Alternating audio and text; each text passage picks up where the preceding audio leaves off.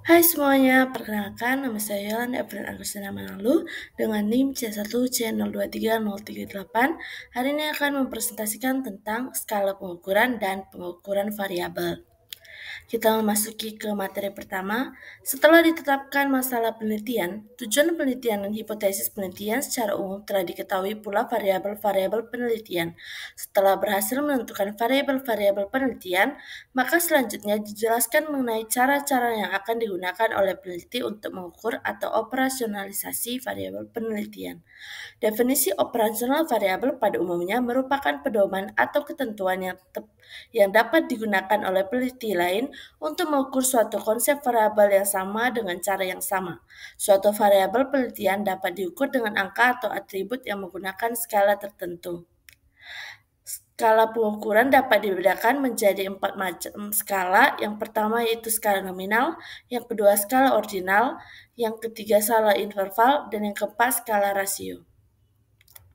Kita memasuki skala nominal. Skala nominal merupakan suatu bentuk pengukuran yang melambangkan sesuatu. Dengan skala ini, objek penelitian hanya dapat dikelompokkan berdasarkan ciri-ciri yang sama. Objek penelitian hanya dapat dikelompokkan berdasarkan ciri-ciri yang sama yang berbeda dengan ciri-ciri yang ada pada kelompok lain. Pada dasarnya, skala ini bukan bertujuan untuk mengukur, akan tetapi hanya ingin membedakan secara kategori. Jika terdapat angka atau nomor-nomor, maka angka atau nomor itu hanya berfungsi sebagai label atau tanda pengenal untuk mengidentifikasi atau mengelompokkan objek-objek. Yang kedua yaitu skala ordinal. Skala ordinal merupakan skala ranking di mana nomor-nomor dipergunakan pada objek-objek untuk menunjukkan tingkat relatif dari beberapa karakteristik yang dimiliki objek-objek tersebut. Skala ordinal memungkinkan untuk menyatakan apakah suatu objek mempunyai kelebihan atau kekurangan karakteristik dibandingkan dengan objek lainnya. Namun skala ini tidak membuat peneliti dapat mengetahui seberapa besar kelebihan dan kekurangan tersebut. Jadi skala ordinal menunjukkan posisi relatif dan bukan mengetitud perbedaan antar objek-objek.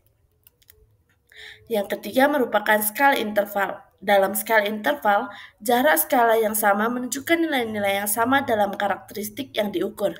Skala ini selain memiliki ciri yang sama dengan skala ordinal, yaitu dapat membedakan objek penelitian ke dalam golongan-golongan yang berjenjang, kelebihan yang dimilikinya adalah bahwa skala interval mempunyai unit pengukuran yang sama sehingga jarak antara satu titik dengan titik yang lain atau satu golongan dengan golongan yang lain dapat diketahui. Dan yang terakhir yaitu skala rasio. Skala rasio memiliki ciri dari skala nominal, ordinal, dan interval, dan juga memiliki nilai absolut. Karena memiliki prototipe seperti itu, maka skala ini sering dikatakan sebagai skala tingkat tinggi. Dalam skala rasio, kita dapat mengidentifikasi dan mengelompokkan objek-objek, dan membandingkan interval atau pembeda. Contoh yang umum untuk skala rasio adalah tinggi badan, biaya atau cost, pangsa pasar, dan jumlah pelanggan. Kemudian kita memasuki pengukuran variabel. Variabel pengukuran merupakan data hasil pengukuran berupa bilangan atau angka baik dari skor hasil pengukuran maupun jumlah gabungan. Berdasarkan ciri-ciri atau sifatnya, pengukuran dapat dibedakan menjadi dua macam yaitu variabel diskrit dan variabel kontinu. Nah, di sini variabel diskrit merupakan variabel yang keberadaannya ditandai adanya perbedaan yang tegas antara satu bilangan dengan bilangan yang lain. Kemudian variabel kontinu merupakan variabel yang berupa skor-skor hasil pengukuran. Ada dua hal yang harus mendapat pertimbangan dalam prosedur pengukuran. Yang pertama yaitu standarisasi. Apabila alat dan prosedur pengukuran diterapkan oleh sejumlah peneliti yang berlainan terhadap subjek yang sama menghasilkan angka-angka yang sama, atau diterapkan oleh peneliti yang berlainan terhadap subjek yang berlainan menghasilkan angka-angka yang selalu konsisten, maka pengukuran tersebut standar. Dan yang kedua ada isomorfisme yang merupakan kesesuaian antara rentangan skala dalam pengukuran dengan rentangan ukuran yang ada pada populasi. Persyaratan standarisasi dan isomorfisme dalam pengukuran mendorong para peneliti mengembangkan berbagai skala pengukuran yang dapat dikelompokkan ke dalam 4 tingkatan skala pengukuran, yaitu skala nominal, skala ordinal, skala interval, dan skala rasio tadi. Kita memasuki kesimpulan. Pentingnya skala pengukuran dalam penelitian yang berfungsi untuk mengkualifikasi variabel agar dapat dianalisis secara sistematis. Dalam proses pengukuran, peneliti harus memilih metode yang sesuai agar data yang diperoleh akurat dan dapat diandalkan.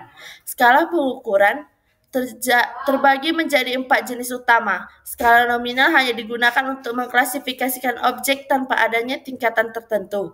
Skala ordinal memberikan peringkat berdasarkan tingkatannya, tetapi tidak mengukur jarak antar kategori. Skala interval memiliki jarak yang sama antara nilai-nilainya, meskipun tidak memiliki titik nol mutlak. Sementara itu, skala rasio merupakan skala tertinggi yang memiliki semua karakteristik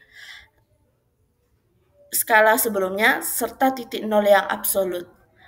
Baiklah, sekian dari presentasi saya. Terima kasih.